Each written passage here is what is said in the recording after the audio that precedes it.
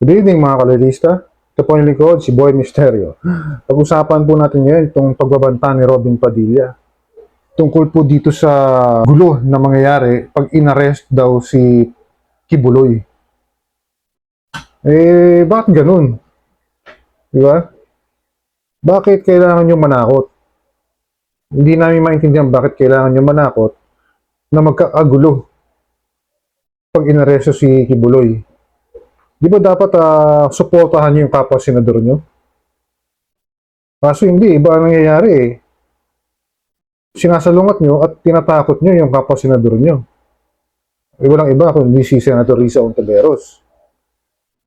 Dapat nga i-advise nyo kay Kibuloy pumaten siya dahil naniniwala kayong inosente siya at walang kasalanan. Bakit di nyo paatinin? Di ba? Di ba? Yan ang sinasabi ni Padilla at saka ni Tolentino. Bakit ganun? Anong meron? Sabi nga ni PBBM, yung Pangulo na natin nagsabi na dapat umattend si Kibuloy dun sa hearing. Kayo, iba eh. Malayo ka talaga kayo sa presidente natin. Matino mag-isip ang aming presidente. Kayo, iwan ko ba? Ba't kayo ganyan mag-isip?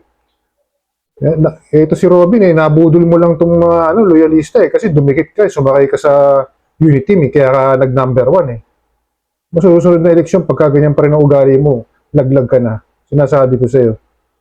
Marami rin may ayaw sa'yo yung style mong ganyan. Nananakot ka pa na magkakagulo. Anong klaseng senador to?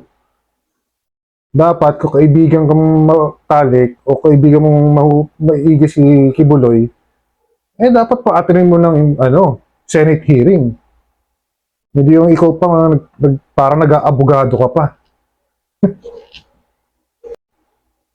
Alam niyo, Senator Padilla, Senator Tolentino, bilang isang mambabatas, dapat kayo pang nag-uudyo kay Kibuloy na irespeto ang ating batas, irespeto ang supwena ng Senado.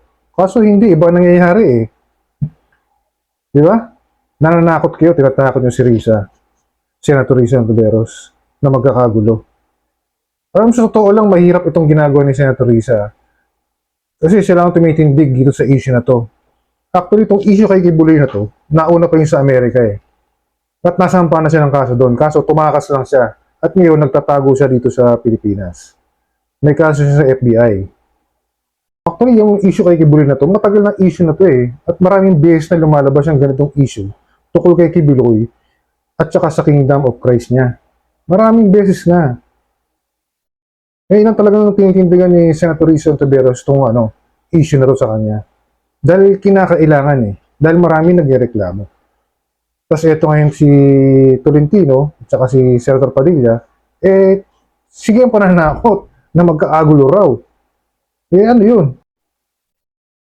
Bukod sa hindi niya na sinusuporta si Senator Risa Ontiveros, etong si Tolentino at saka si Padilla, dinidiscourage nyo pa na kapag nagtuloy-tuloy ang pag-iimbestiga na to, sinasabi niya magkakagulo. Ano yun? Anong klase mga senador kayo? Senador kayo ng taong bayan. Hindi kayo senador ng isang tao lang. Samantalang pag si Bato de la Rosa, ang committee, pag hindi umatan yung resource person doon, ang tatapang nyo na ipasupwi na, di ba? Kahit nung si Tolentino pa may hawak ng Blue Ribbon Committee, pag hindi rin umattend yung resource person, ipasusupwi na nyo, ang tatapang nyo. Pero pag si Kibuloy na ang nakasalang, nag-iiba yung tono nyo para kayong ang babait nyo kay Kibuloy. Pero pag sa iba, na resource person na hindi umattend, ang tatapang nyo. Di ba? Dito yung Kibuloy, wala Bahag buntot nyo Anong klaseng senador kayo? Namimili kayo. Yun. Yun ang kitang-kita, namimili kayo. May pinagtatakpan kayo o may tinatago kayo. Ganun lang naman yun Malinaw sa mata ng taong bayan yung nakikita nila at naririnig nila. Basahin ko sa inyo yung statement ng si Robin Padilla. Nagbanta si Senator Robin Padilla magkakagulo kapag inaresto si Pastor Apollo Kibuloy. Nagbabala si Senador Robin Padilla na sisiklab ang kaguluhan sa bansa kapag ipinaresto ng Senado si Pastor Apollo Kibuloy. Kung ipagpipilitan ng Senado ng malaking kapulungan, yung sinasabi nilang pag-issue ng subpoena at warrant, syempre po, malaking gulo. Robin, no? Kasi sinabi na ni Pastor na hindi siya pupunta. So paano ito? Palalaking ba natin ito? Babala ni Robin Padilla. Anya, milyon ang mga followers ni Kibuloy. Kaya posibleng umalma at magalit ang mga ito kapag ipinaaresto ng Senado ang kanilang leader. Ganun ba yung kay pagka maraming supporter, dapat hindi na umattend? Hindi dapat ba tayo tumutok dun sa issue na kinasangkutan niya? Isang tabi niyo yung supporter. Kasi ang issue rito, hindi naman yung supporter Siya mismo si Kibuloy ang may issue. Siya ang pinatatawag, hindi yung supporter. Kasi siya ang may kaso Kahit sa Amerika, nauna pa yung kaso niya. Ngayon, sinisugunduhan lang dito kasi may reklamo rin siya dito sa Pilipinas. Kaya si Senator Risa, siya lang ang matapang na tumitindig dito sa kasong ito. Pero kayo na dapat sumusuporta sa kanya at mag-a-advise kay Kibuloy na irespeto ang batas natin sa magitan ng pag-attend sa Senate hearing, hindi tinatakot siya pa magkagulo. At ina-advise pa, inuudyo ka si Senator Risa na itigil na. Not unless magkakagulo talaga. Anong klase senador kayo niyan? Di ba? Samantala pag ibang resource person, tatapang nyo. Ipa-content, tsaka isupwena. Pero ngayon, pag si Kibuloy nakasalang, bahagbuntot kayo. Nakakatawa kayo mga senador kayo. Pambihira, Talagang matino talaga mag-isip ang ating presidente yung PBBM. Dahil ang advice niya kay Kibuloy, harapin na lang niya yung kanyang Senate hearing. Kung may dahilan naman siya at sa parta explanation sa mga hinaharap, sagutin niya doon. Diba? Ganun ang tamang pag-iisip ng isang leader. Na inuudyukan si Kibuloy na harapin yung mga paratang sa kanya at ipagtanggol yung kanyang sarili. Yun yung pinapunto ng ating presidente pero kayo, itong mga senador na to, si Padilla at saka si Tolentino, pananakot. Di ba? Tinatakot si Senator Risa Ontiveros na magkakagulo at discourage pa na huwag na ituloy. Ang layo sa ating presidente. Napakalayo nyo mag-isip. Ibang-iba. Kaya kayo, nabudol nyo lang talaga ang mga loyalista sa pagdikit-dikit nyo sa unity team na ito. Ganyan ba ang pagtrato nyo kay Kibuloy? Ganyan ba siya ka-special para sa inyo? Hindi na ba siya saklaw ng ating gobyerno, ng mga batas natin? Hindi na ba siya saklaw ng subpoena ng ating Senado, ng ating Kongreso? Ganyan ba siya ka-special para sa inyo?